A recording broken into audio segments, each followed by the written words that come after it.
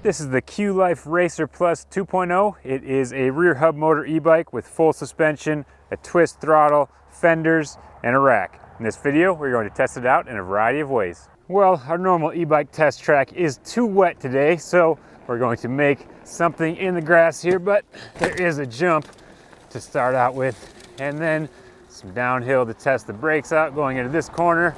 I'm doing this lap on throttle only, and then I will pedal for second lap. Brakes were pretty weak coming down that, so I hope they get better. I'm trying to ride it like a motorcycle since I'm using the throttle after all. Now I will pedal from a dead stop so you can see the difference in speed. Should be a little faster once I get moving. Definitely felt like I got a little more air on that jump there. The front suspension feels pretty soft and the rear feels pretty stiff so far, but maybe the next test will be a better test of how that really feels. See if I can beat my time here. Well, I was faster with pedaling than using the throttle, but I was within the same second, and now I'm going to try with no throttle or pedal assist. So if you run out of battery, just want to show that you can still ride the bike around, although it'll be more of a workout. I'm already breathing pretty heavy because it's going to be a heavy bike, but you can still make it up the jump, just no air. Well, I was a little over a second slower pedaling without the motor, but I still made it, so now it's Hannah's turn to see what she can do. She is going to start out on throttle only as well, and it looked like her acceleration was faster than mine since she does weigh quite a bit less than me, so that will make a difference on bikes like this. She's able to get the front end pretty high in the air off of that jump. Now she'll slow down a bit for the technical tight corner. I wonder how close she's going to be to me. Usually I'm a bit faster, but this one is looking pretty good. 22.8, not bad.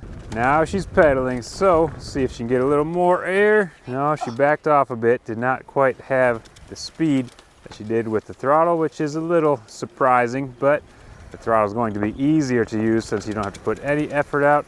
This, you do have to keep pedaling to keep that motor going if you don't want to rely on the throttle, but it should feel more like a bicycle and less like a motorcycle this way, so it's nice to have the option. You had a 24.97 while pedaling, so you were actually slower pedaling than with the throttle, which is surprising. How did it feel? Well, one of the things that ended up happening with me when I was pedaling, I went up, grabbed hold of the brakes, cut off right at the top. And that also, when I was coming into that corner, I'm used to doing one finger brake technique. I was just sliding out and I wasn't braking fast enough, and then I had to go and switch to all the fingers. Yeah, the brakes are pretty weak right now. Hopefully they get better. They could use some adjustment, and the power is something to get used to. It's all a little bit different depending on the bike, and this one you do have to keep pedaling to keep that power on. There's a little bit of a delay when you take off, but once you're going, it should continue until you touch the brakes. That will cut the power pretty quick, but she still got it around the track just fine. I am 6 feet tall, and the bike size felt all right for me, but it sounds like it's a little big for her. She has to tilt it over a little bit to step on and off. Not a huge deal, but something to keep in mind if you are on the smaller side. There's not a lot of room to work with that top tube. Before we move on, I want to show how easy it is to remove the battery. It comes with 2 keys, so you do have a spare. You insert it there and slide the battery forward. That will eject it. If you want to charge it off the bike or store it somewhere else, you can do that. And then to put it back in, slide it back into place, turn the key, pull it out, and you're good to go. Easy as that. Let's take a quick look at the buttons and options here. You have 5 assist level modes. You can select those by the plus and minus arrows. Then there are lights here and a horn. And if you hold the minus button, it will go into walk mode. If you need a little help, if you get up a hill that you can't ride, there you go. Now we are at the real hill test, and Hannah is going to try it first using throttle only to see if it has enough power to pull her to the top. Not all rear hub motorbikes do, but this one does. Now let's see you test those brakes out down the hill. Yeah, they look a little weak, but like I said, maybe they will come around and get stronger. Now she's going to try pedaling to show the difference in power. Looks like it kicked on pretty quickly there, and she should have no problem making it to the top, although not much difference in speed actually. Now for the true test, let's see if it can pull me up this. Since I weigh quite a bit more, it does not feel like it's going to, but I'll try to go until it stops, and that's as far as it's going to go with me. Now I'm going to try with the running start, see if momentum will be enough to make it, and it is. Let's see if the front brake is good enough for a nose wheelie. Well, it skidded on the wet leaves, but not much power to get the rear tire up.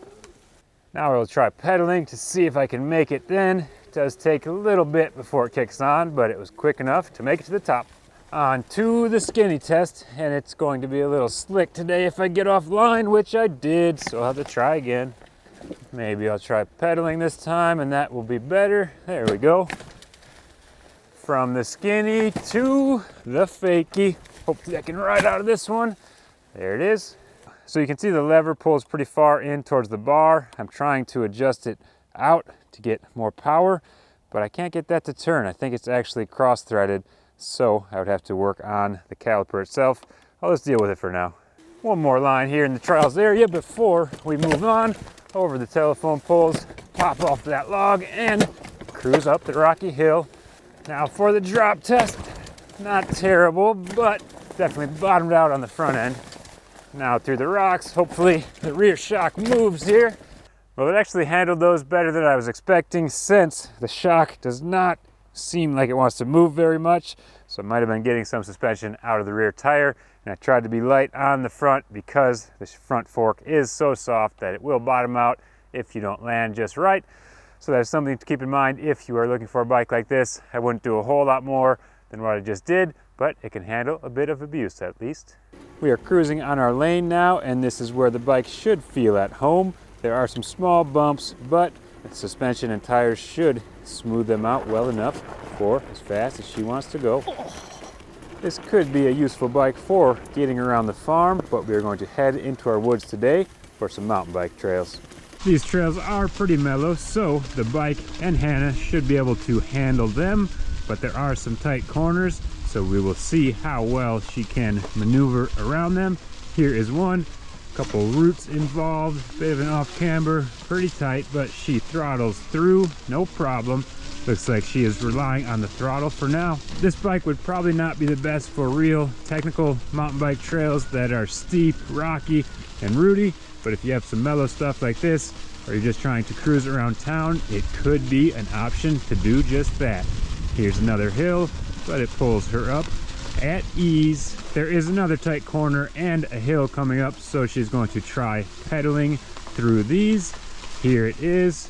She had to slow down, use the brake, but she manages to keep it under control and maintain decent speed. Now here's a bit of a steep hill. Let's see if it can pull her to the top. She's standing and putting some good effort in, but she makes it, so she gets rewarded with a nice fun downhill.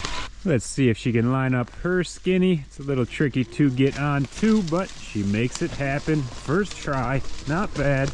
Now we can cruise the rest of the trail to the pond. We are out of the woods, in the grass, and at the pond. You made it. How did it feel in the woods? Oh, it was good. Yeah, just a little rough with the suspension. Yeah, that shock has got to be pretty stiff for you if it's stiff for me. It was pretty stiff. Like, I could even feel the front fork, but it worked overall for in the woods. Yeah, good enough for what we just did, but if you're looking for more, you might want to look for something a little more substantial, but it gets the job done to get out in the woods and to the pond like we just did. Let's see if you can make it through that sand. Sand is a good test of fat tires, and they should kick in here. No problem. She makes it. That was downhill, so we'll see if she can make it going back up, and she does. It looked easy. My turn for some fun in the sand, but going to rail this rut, or try to anyway. Before I try it out on the road, Hannah is going to show you the acceleration in the grass. 10. There's 10 already. 15. 15, and hopefully 20 before we run out of space. Should be 20. About now.